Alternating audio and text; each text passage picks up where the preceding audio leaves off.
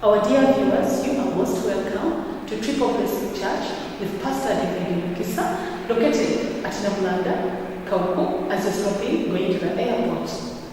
We have our services on Sunday from 7 a.m. to exactly 9 a.m. That is English service. Then we have our Luganda service that begins exactly 9 a.m. to 1 p.m. Come and join us, come and pray with us. We shall be very grateful and you will be blessed. We have our midweek service that is ever there on Wednesday of every week, beginning from 5 p.m. to 8 p.m. Come and pray with us within our midweek service. We have other services like the miracle service that is on the first Sunday of the month. It runs from 3 p.m. to exactly 8 p.m. We have our night prayer that is the all overnight worshiping God and praising the living God. A service that is there every last Friday of the month. It begins from exactly 6 p.m. to 6 a.m. The whole overnight worshiping of God. That is last Friday of the month. Don't forget to subscribe to our YouTube channel, like us on Facebook, and follow us on Twitter and then Instagram. Please, God bless you. See the beauty of worshiping God at Triple Blessing Church. God loves you. Thank you.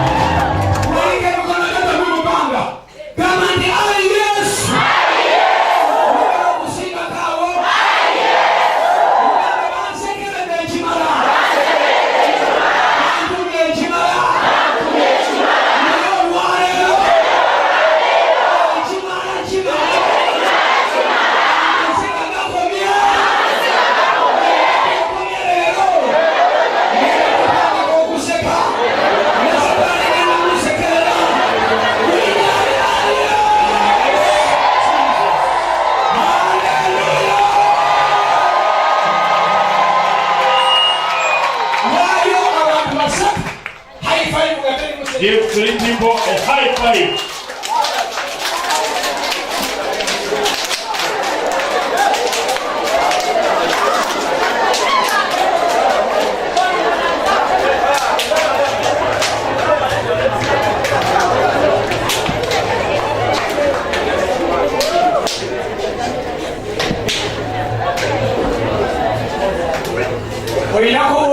You are going to sit.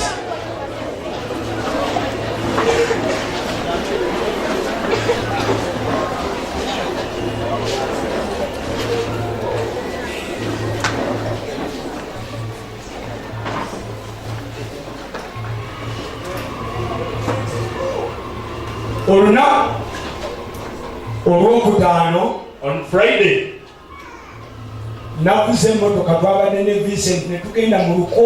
we went with Vincent up to Luganda. We branched off from Bukomero and entered there inside.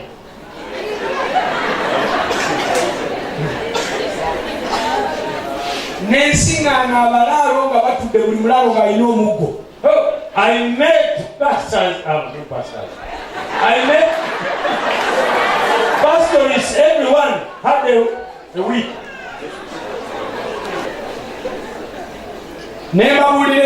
I preached to them. They understood it clearly.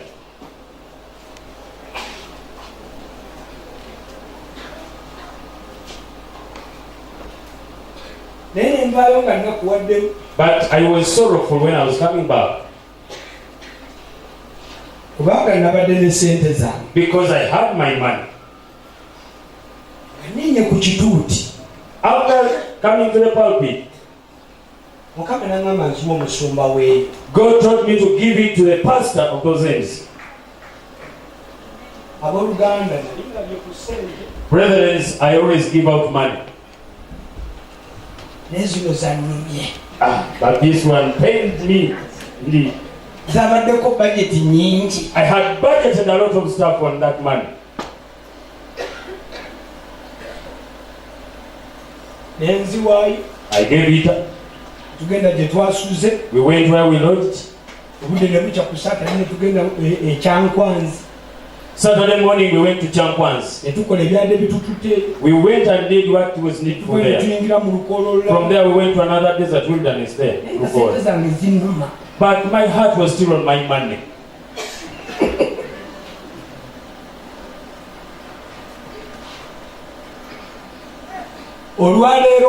Today, as I was seated in the office, I still had the pain on my heart.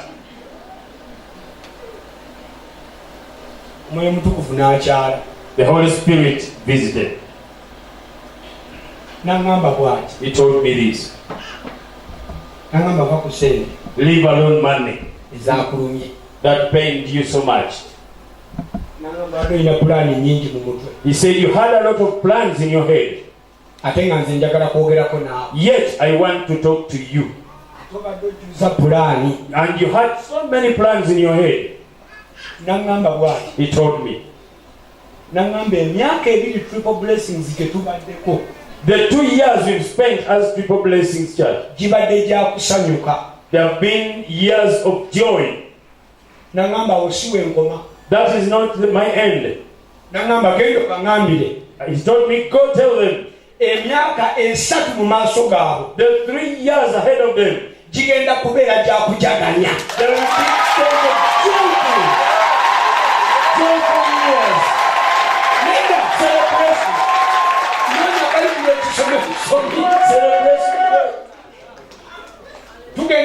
Celebration. We are going to read the scripture. But I will read just that. He wants to know what it is. Celebration.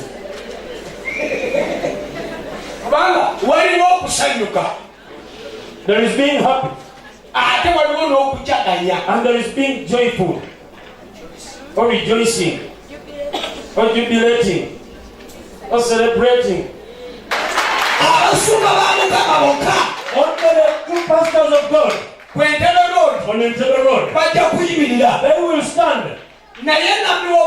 But the false prophet, and even the pastor who is diverted because of anger, they will go just like demons. And their end is the hell.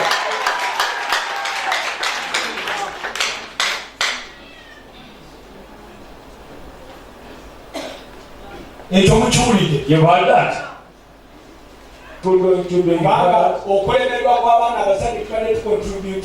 Parents should be contributing on the faith of our children. You tell your children to do the courses because you want them to get the jobs quickly. They go in a totally different calling which is not there. You find doctors who cannot do anything medical because it was not their calling at all. You wanted them to get a job because you have very many friends of yours who are doctors. You knew they would connect them to better hospitals. That is why you find traffic officers, they stop you.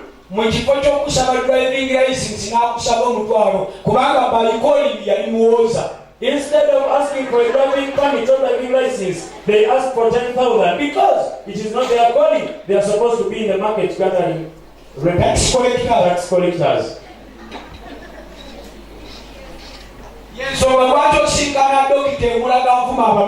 That is why you find doctors abusing the sick. He was supposed to be a soldier, not a doctor.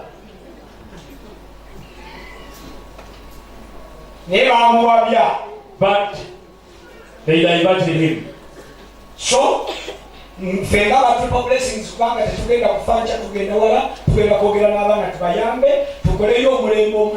so we are going to talk to you people because we still live with you for so many years. We want to make a new generation that will make the right decisions, go into the right callings.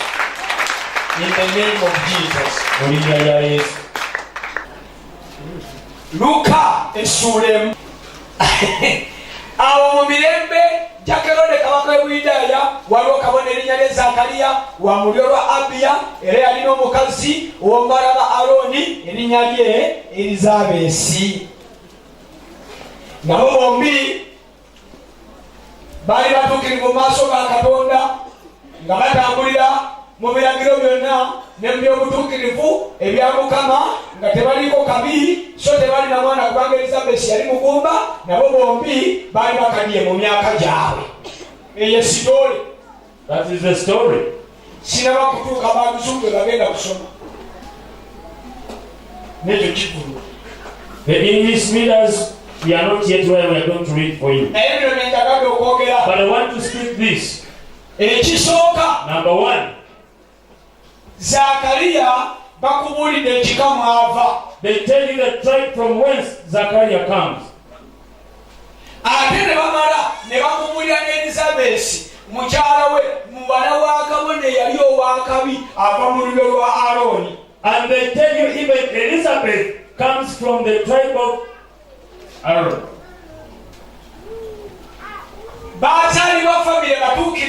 They were righteous at birth. And they also kept the righteousness. But they are childless. I want to make clear this. To be righteous doesn't mean that you won't be attacked by situations. And every time it's around, not everyone in trouble that they are so sinful considered to you.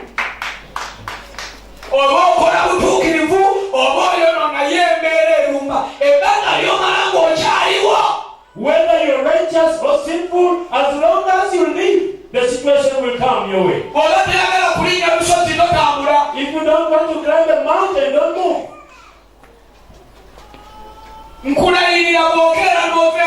I tell you, if you wake up and come from your home, only 2 miles you must find climbing the hill or mountain. Secondly, people die. Don't intimidate us at all. You may die at night. At night.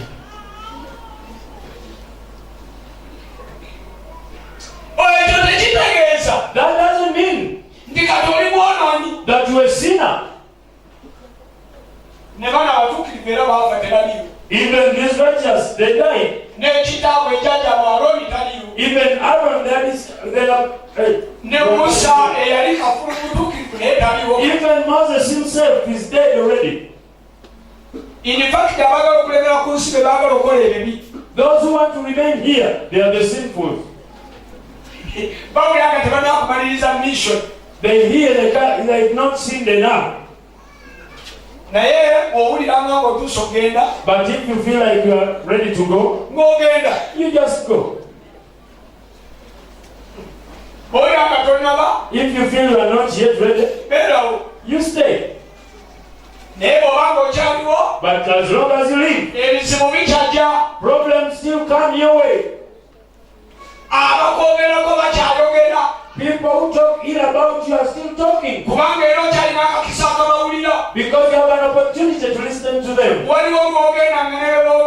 There are times when you die and even if they speak,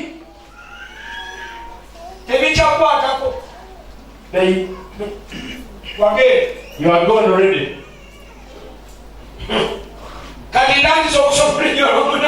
Verse 8 of Luke. Ngakora omulimu gw'obwakabona mu maaso ga Katonda ng'oluwalo bwe lwaliraana awo akalulu ne kamugwako ng'empisa z'obwakabona bwe zaali okuyingira mu yeekaalu ya Mukama okwotereza obubaane. Oli 10 awo ekibiina kyonna eky'abantu kyali kisalira bweru mu kiseera eky'okwoterezaamu olw'ekumi amalayika wa Mukama n'amulabikira ng'ayimiridde ku luuyi olwa ddyo olw'ekyoto eky'okwoterezaako. Malayika ayimirira ku luuyi lwa ddyo. The angel always stands on the right. Awo Zakariya bwe yamulaba ne yeeraliikirira n'atya. Oli 13 naye malayika n'amugamba nti batya Zakariya kubanga okwegayirira okuliddwa mukazi wa Elizabeth ali kuzaalira omwana w'obulenzi oli mutuba erinnya lye Yokaana. Oli 14 olisanyuka era olijaguza. Sooka osoma bw'okatulire. Verse 14. And thou shalt have joy and gladness. Olisanyuka era olijaguza. You will be glad, you will be joyful, and you have gladness. Era bangi. Soma. And many abalisanyukira okuzaalibwa kwe shall rejoice at his birth. Katonda ekyamagero kyayagala okola olwaleero. The miracle that God wants to do today, tekigenda komya kusanyusa busanyusa. It will not only make you glad, naye ate ogenda kujaguza. but you will also rejoice. Si gwe weka, Not you alone, naye n'abalala but even other people. bagenda kusanyukira ekyamagero Katonda kyagenda okuwa olwaleero. We'll be glad at the miracle that God is going to give you today. Hallelujah! Olwaleero Today, ekyandeese what brought me mu mwezi guno ogw'omwenda in this month of September, nesse kwogera I came to speak ebyamagero the miracles Katonda byagenda okola. that God is going to perform. Tagenda kukola ng'amagerogero butonotono. There will not be simple small Agenda miracles. kukolayo ekintu He will do a thing ky'obadde osabidde okumala ebbanga eddene. that will last for very many years. Waliwo owulidde kyeyogedde. Have you heard that? Agenda kukola ekyamagero He's going to perform a miracle ky'osabidde ebbanga ddene. that you have prayed for a long time. For a long time. Agenda kukolayo ekintu He will perform a miracle ky'osabidde ebbanga nga ddene. that you've asked for flow for a long period. You have come to an extent. You wanted to give up. Don't give up yet. Don't give up yet.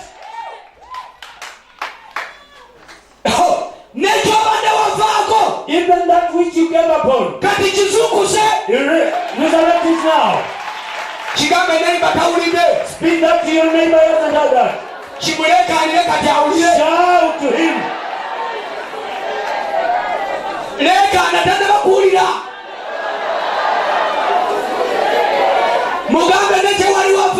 Even that which you gave upon. Now let it resurrect. The prayer you have given upon. Pray it again. You wanted to give up.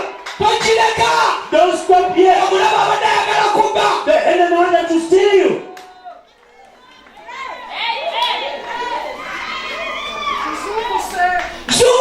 Wake it up.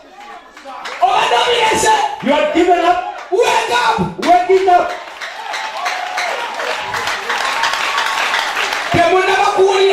You've not heard yet. If you heard, you wouldn't be looking the way you are looking. Hallelujah!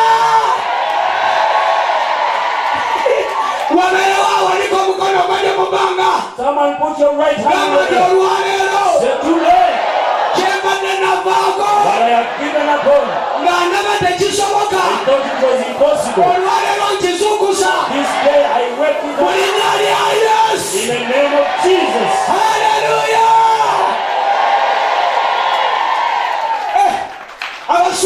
Pastors, it was so big. With God, everything is possible. Speak it in English. All things are possible. With God, speak louder. All things are possible.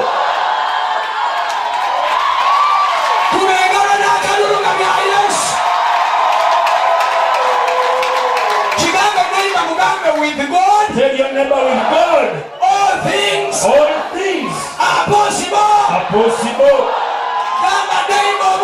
Tell another neighbor, all things are possible. Tell another one, with God, all things are possible. With God, all things are possible.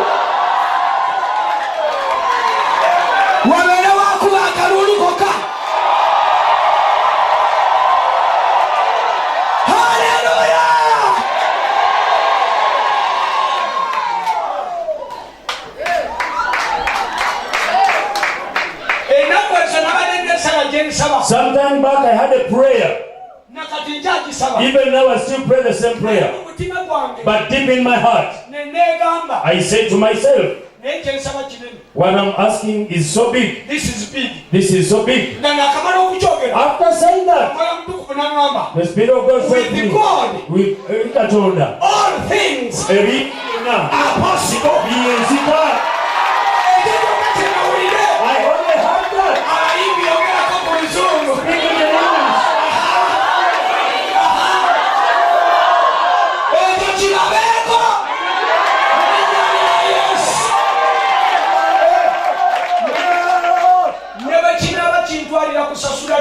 Whatever, even if it takes me to pay for the TV or to make the TV station here, only to put on the choir, I will do that. In the name of Jesus, I will pray only to put on choir, Triple Blessing choir. I tell them to never power. Before we do our own TV station, I'm going to pay certain TV station. I will only put the choir. All the singers only. Begin making new songs. begin to change your uniform. I will come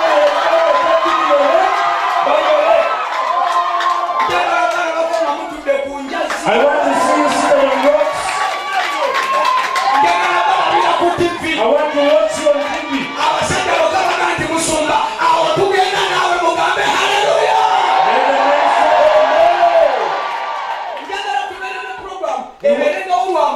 We want a program on a Saturday. That time is only for the singers.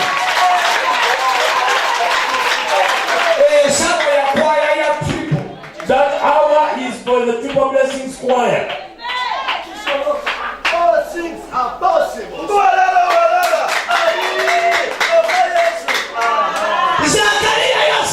Zachariah prayed.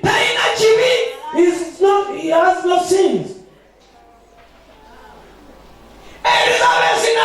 Elizabeth also prayed. She's righteous too.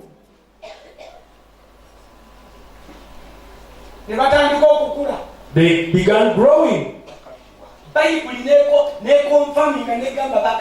The Bible confirmed that they grew old. They said it even the second time they were well grown in years. Zachariah doesn't stop praying. Elizabeth too doesn't stop praying.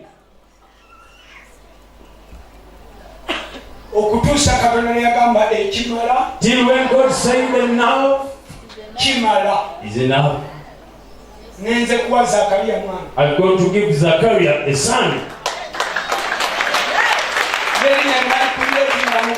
They even created the name in heaven. The name of the child will be John. You need to know the trouble upon that name John in the Bible. Because Zechariah also, he said, I'm old. Will my wife have joy? Even myself. I'm speaking to someone. All your life has been trouble. You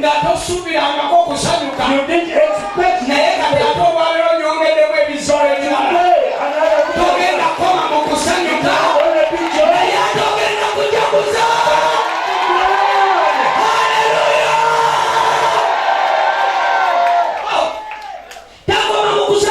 not always but you'll be glad. When Zachariah got the angel, the miracle has come in your life. Even if you don't love it, I will force it on you. Have you heard that? Have you heard that? Nonya sente nga yogera kyenjogedde.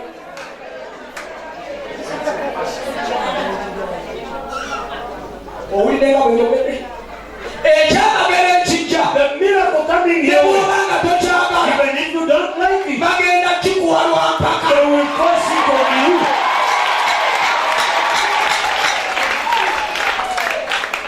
Malayika n'amugamba, the angel spoke to him, togenda kuddamu kwogera. You will not speak no more. Waliwo abagenda okubeera bakasiru naye ng'osindikira mu kyamagero. Some will be down, but because of the miracle. Ogenda kubeerako kasiru. You will be down for something. Abalala boogere. Let others speak. Gwe tokyayogera. For you speak no more. Oli mu kyamagero olinga nsonto. You are in the miracle as God. Yoka Zachariah teyaddamu kwogera. Zachariah spoke no more. Akuba mukubi sayini. He only made signs. Babayagala omukyala. If you want a wife, you just make signs.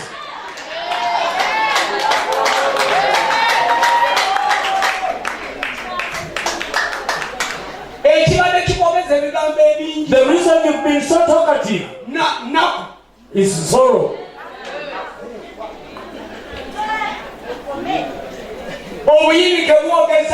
Sorrow can make you talk. There are times when God works and you keep quiet. You allow other people to talk on your behalf.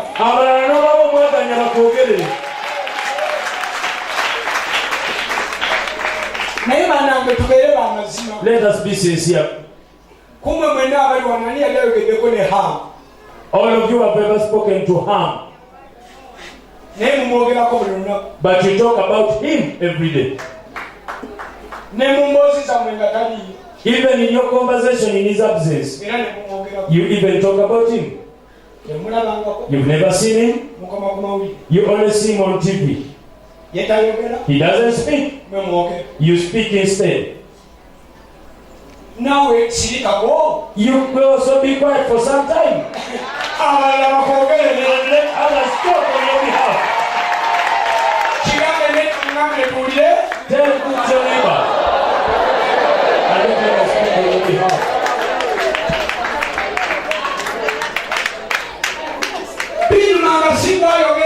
It is beautiful when it is not you talking. It is others talking for you.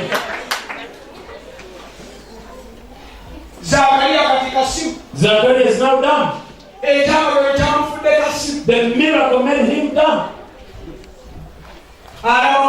He only watches. Read your Bible carefully.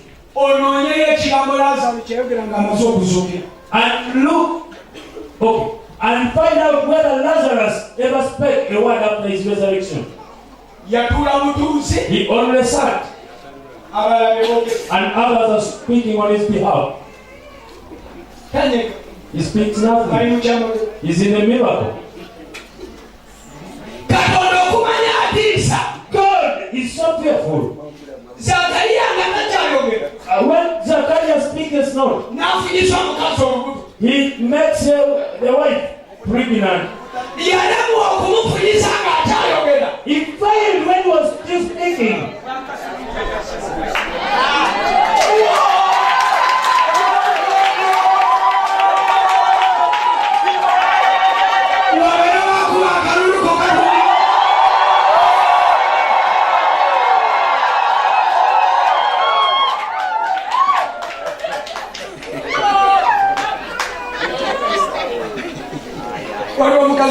Hallelujah. When he still spoke, he failed. Because he thought he would make it by his own power. He even tells her next year, don't worry, you will have a child. The year goes by, the wife doesn't conceive. It is not about words.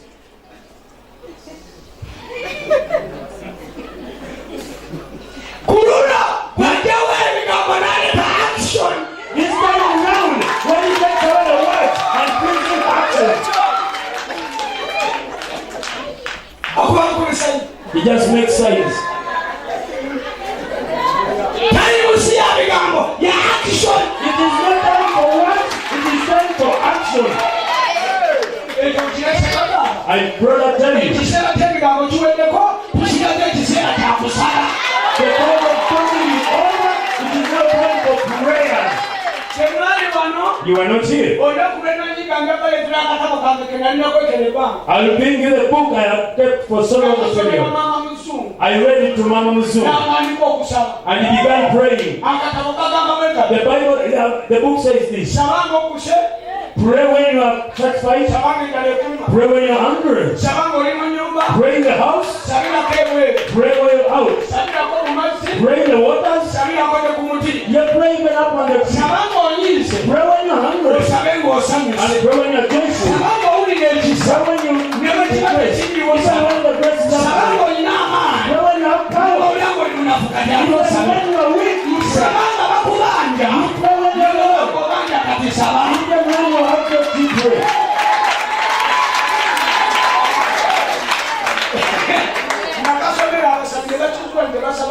I read the same verse to the intercessors. They realized they had never prayed. He says, we pray for 30 minutes, pray for an hour, pray for 12 hours, pray for 24 hours, pray for 3 days, pray for 1 month, pray for 10 years, pray for 50 years. When you come come early in the service, pray.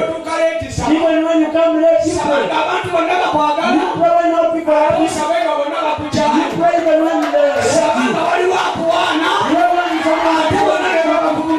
Even when they abuse you, you pray.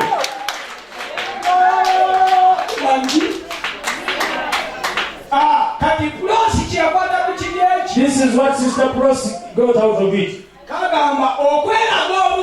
To show your manhood, you pray.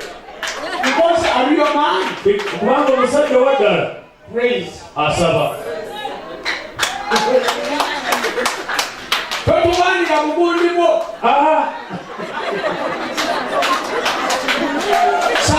You pray.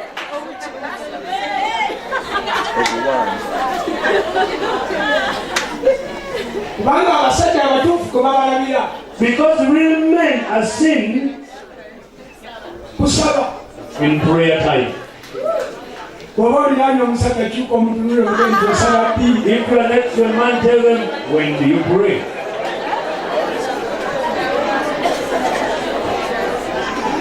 All my life.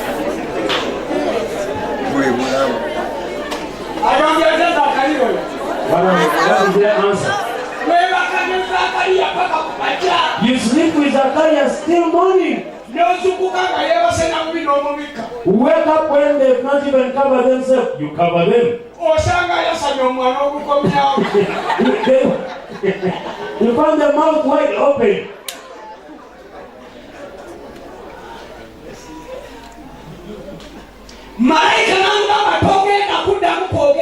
The angel said you would speak no more. I'm concluding this sermon now because we want to pray. God is going to perform a miracle. You will be done.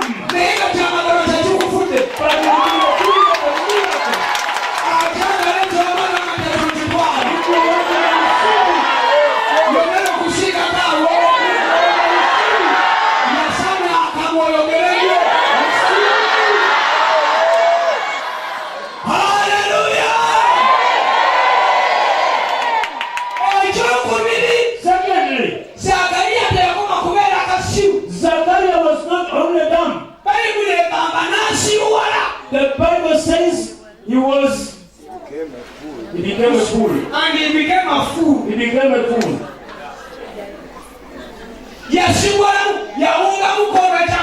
He became a fool for some years because of a miracle. They can give them miracle and bring a salary increment and God does something and you don't know what it is.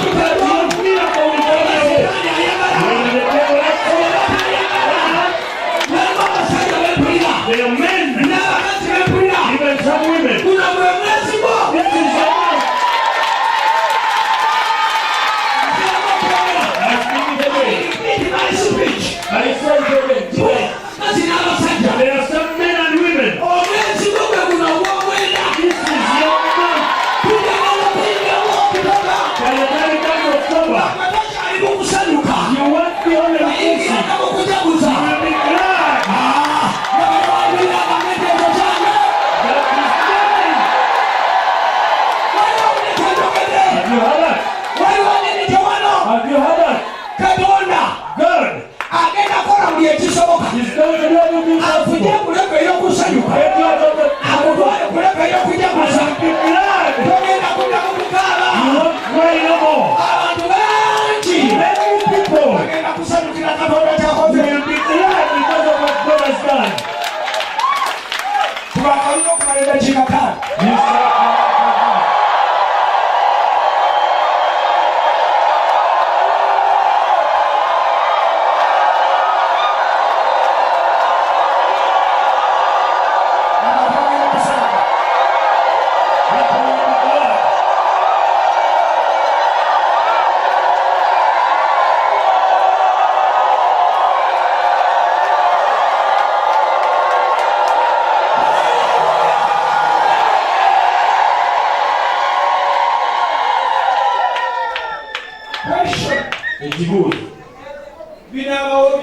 How will that happen?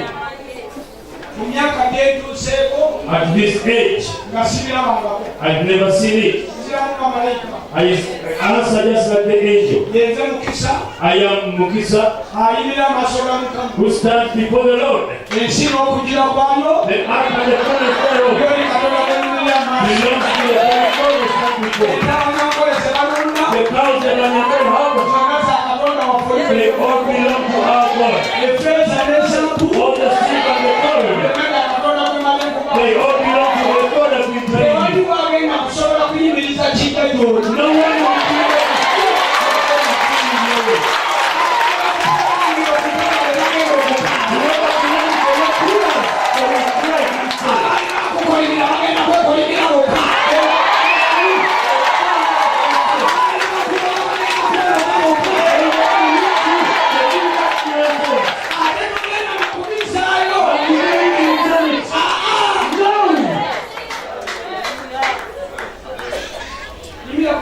stand everyone.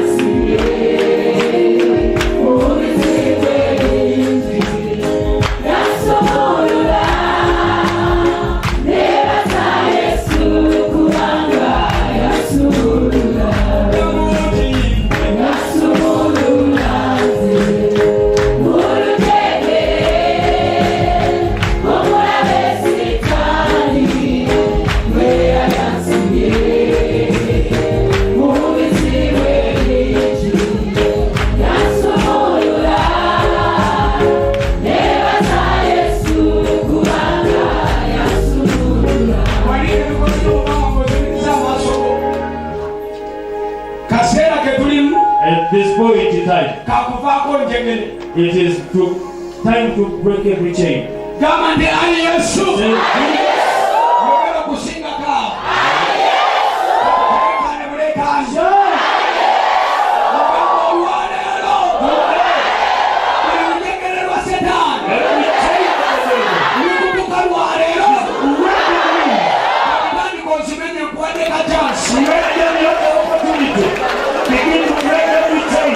Begin to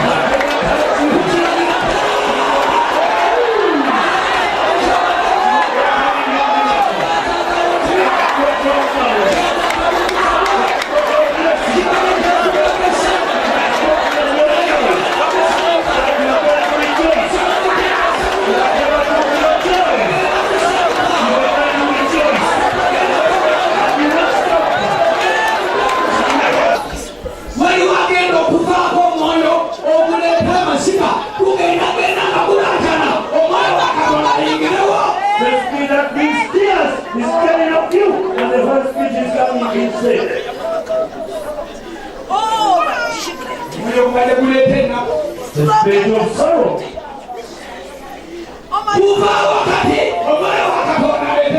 It is glory, and the spirit of God is bringing joy.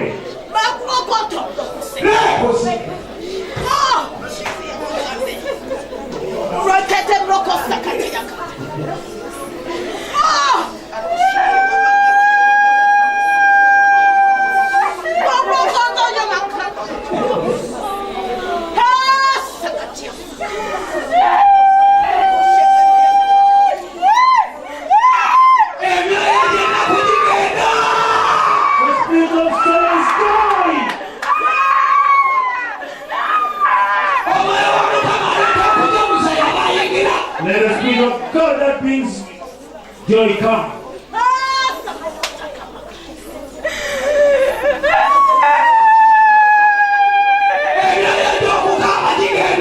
The spirit of crying is going.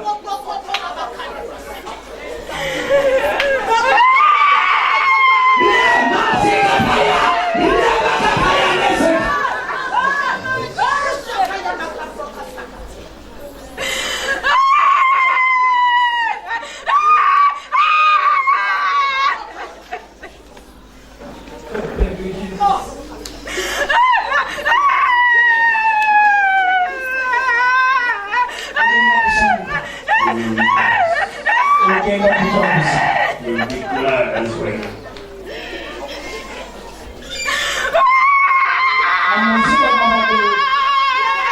Tears have been around.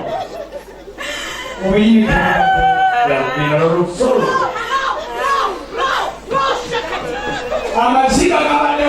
Tears have been present. There have been turmoil. But you are going to be glad. And you will be glad. You have many questions. But you will be joyful. And you will be glad at the same time. It looks like nothing can happen. But you are going to be glad. And you will be full of joy. Heavenly Father, in the name of Jesus, bring hope.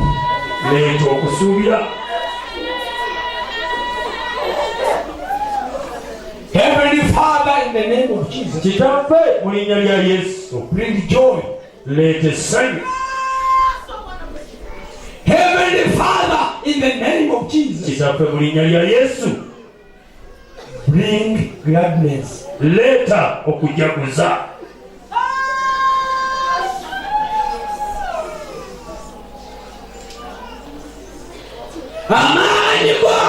Let your power of the Holy Ghost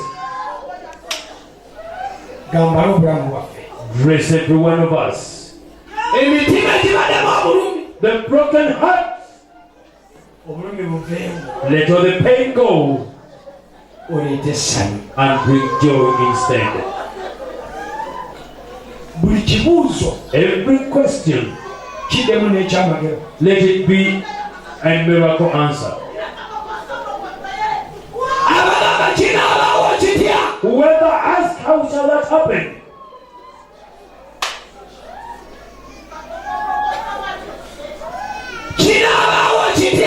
Questions, how will that happen? Let the Holy Spirit come. And the power of the Holy Almighty overshadow thee. That by the time we leave, we shall have a testimony. In the name of Jesus.